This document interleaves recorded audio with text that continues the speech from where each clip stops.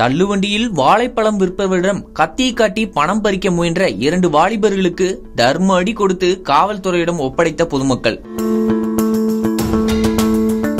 திருச்சி பெரிய கடை வீதியில் உள்ள பெரிய சௌராஷ்டிரா தெரு எதிரே தள்ளுவண்டியில் வாழைப்பழங்கள் விற்பனை செய்து வந்த முதியவரிடம் 6 இளைஞர்கள் கஞ்சா போதையில் கத்தியை காட்டி பணம் பறிக்க முயன்றதாக கூறப்படுகிறது. அப்போது அருகே இருந்த பொதுமக்கள் தட்டி கேட்டதால் அங்கிருந்து அந்த இளைஞர்கள் தப்பியோட முயன்றுள்ளனர். 4 பேர் தப்பி ஓடிய நிலையில் காந்தி மார்க்கெட் அருகே உள்ள உப்புப்பாறை பகுதியை சேர்ந்த மரியா ஜேக்கப், பரத் ஆகிய இருவரும் கையும் களவுமாக பிடிபட்டனர். அந்த இளைஞர்களை அங்கிருந்த பொதுமக்கள் சூழ்ந்து தர்மடி கொடுத்து காவல்துறைக்கு தகவல் அளித்தனர். இதனையடுத்து தகவல் அறிந்து வந்த காந்தி மார்க்கெட் காவல்துறையினர் ரத்தம் சொட்ட சொட்ட இருந்த அந்த இளைஞர்களை கைது செய்து சிகிச்சைக்காக மருத்துவமனைக்கு அழைத்து சென்றனர். எப்போதும் பரபரப்பாக காட்சியளிக்கும் காந்தி மார்க்கெட் அருகே உள்ள இந்த பகுதியில் கத்தியை காட்டி இளைஞர்கள் பணம் பறிக்க முயன்ற சம்பவம் பரபரப்பை ஏற்படுத்தியுள்ளது.